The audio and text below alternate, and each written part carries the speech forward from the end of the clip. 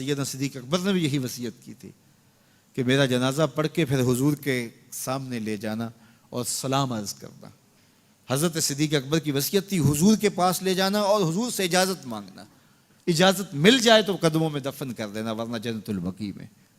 تو حضرت علی المرتضیٰ اور حضرت انس روایت کرتے ہیں کہ ایسا ہی ہوا کہ ہم نے جنازہ اٹھایا, پڑھا اور پھر حضور کے مواجہ انور کے سامنے رکھ دیا اور سارے ہاتھ باندھ کے عرض کرتے یا رسول اللہ ھذا ابو بکر یستاذنک, اے اللہ کے پیارے محبوب صلی اللہ علیہ وسلم یہ ابو بکر ہیں, آپ سے اجازت طلب کرتے ہیں, آپ کی قربت میں دفن ہونے کا شوق ہے, ہمیں کیا حکم ہے.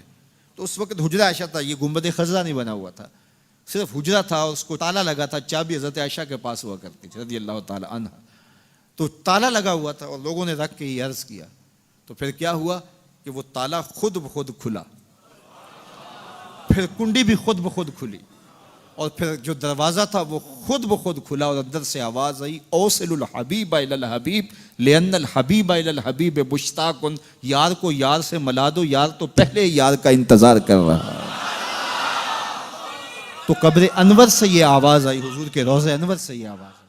کیا یہ صحیح سند سے ثابت ہے کہ حضرت ابو بکر صدیق رضی اللہ تعالیٰ عنہ نے وصیت فرمائی تھی کہ میری میت کو روضہ رسول صلی اللہ علیہ وسلم کے باہر رکھ دینا اور اگر اجازت مل جائے تو مجھے رسول پاک صلی اللہ علیہ وسلم کے ساتھ دفن کر دینا, اور پھر اجازت مل گئی تو رسول پاک صلی اللہ علیہ وسلم کے ساتھ تدفین کر دی گئی؟ ہاں, وہ یہ کہتے ہیں کہ جی وہ روضہ شریف سے آواز آئی کہ حبیب کو حبیب سے ملا دو. یہ میرے بھائیوں یہ تاریخی روایتیں, حدیث میں کہیں یہ موجود نہیں ہے, یہ بالکل جھوٹ ہے اور اس کا میں جھوٹ ہونا ثابت کروں گا. مجھے بتائیں کہ سیدنا ابو بکر صدیق رضی اللہ تعالیٰ عنہ کا یہ جو واقعہ کہتے ہیں اس میں الفاظ موجود ہیں کہ اگر نبی علیہ السلام کے روضہ شریف سے آواز آئی تو مجھے وہیں دفنا دینا, ادروائز مجھے مسلمانوں کے قبرستان میں دفنا دینا. ٹھیک ہے, یعنی سیکنڈ آپشن تو موجود تھا, کوئی ایشو تو نہیں تھا نا. اس سے بڑا ایشو تو سقیفہ بنی ساعدہ تھا جہاں پہ خلافت کے مسئلے میں اختلاف ہوا ہے.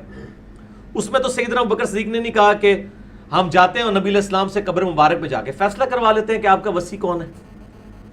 یہ تو مسئلہ چھوٹا ہے, یہ تو ان کا ذاتی مسئلہ تھا اور اس کا سلوشن بھی انہوں نے خود دیا کہ آواز آئے تو ٹھیک, نہیں تو مجھے وہاں دفن کر.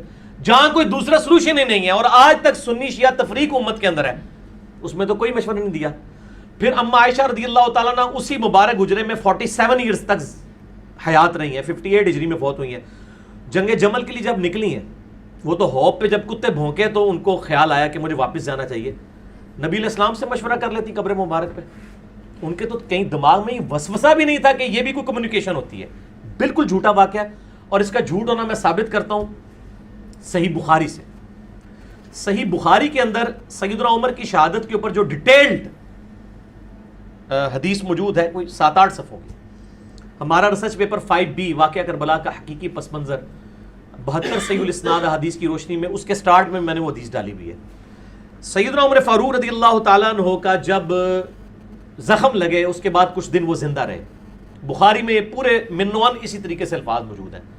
جب ان کو یہ یقین ہو گیا کہ وہ دودھ پیتے تھے تو وہ آنتوں کے رستے نکل جاتا تھا کہ اب میں جانور نہیں ہوں گا اس تکلیف کی وجہ سے, انہوں نے اپنے بیٹے کو بلا کے کہا کہ بیٹا ام المؤمنین سیدہ عائشہ کے پاس جاؤ اور ان کو کہنا کہ عمر بن خطاب کہتا ہے, یہ نہ کہنا کہ امیر المومنین کہتا ہے.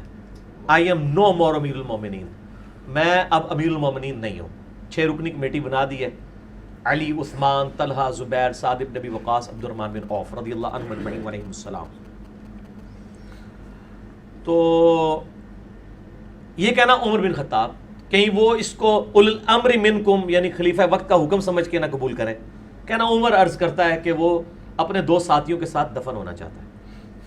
تو سیدنا عمر کو چاہیے تھا, وہ کہتے ہیں کہ میرے پہلے تو پریسیڈنٹ سیٹ ہو چکا ہے کہ حضرت ابو بکر کے لیے بھی آواز آئی تھی, میرے لیے بھی آ جائے گی, تو میری بھی میت جا کے وہاں رکھ دینا.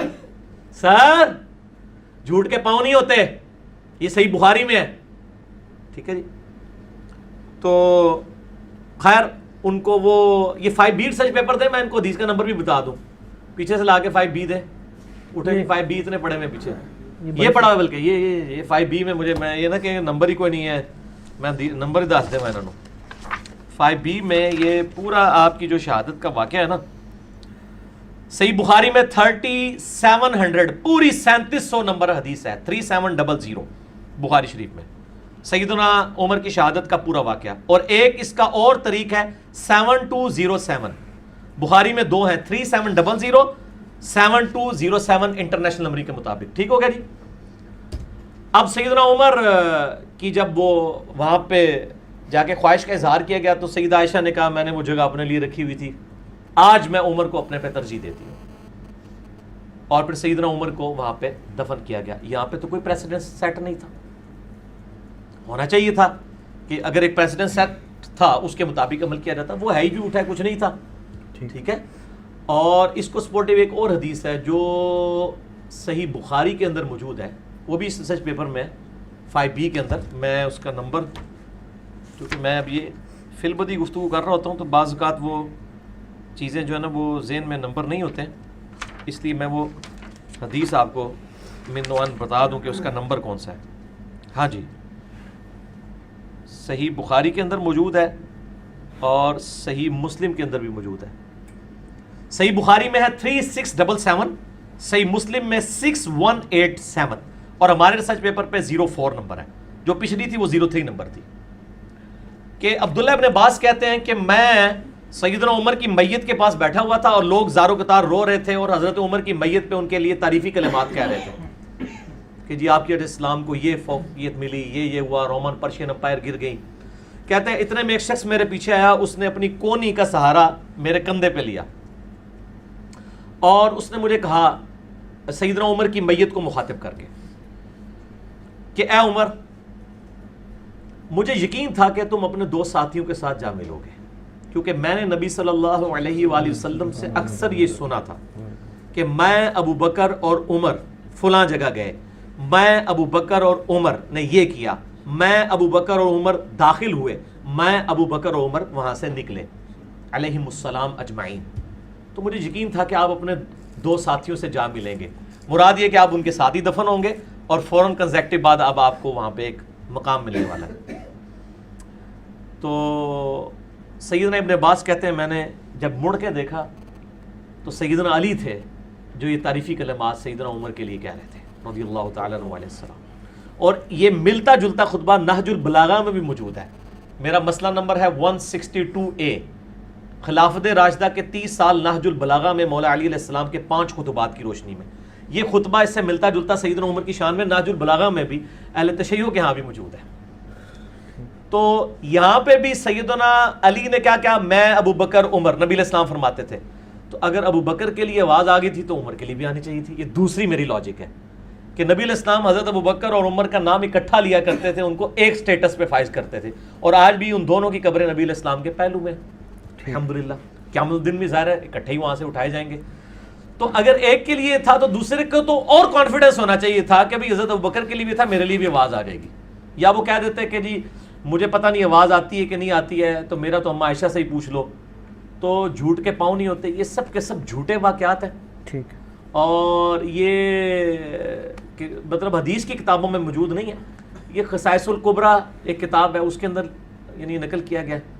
اور ہم تو پہلے ہی کہتے ہیں کہ یہ اس طرح کی کتابوں نے جو ہے نا امت کے عقائد خراب کیے. ٹھیک ہے.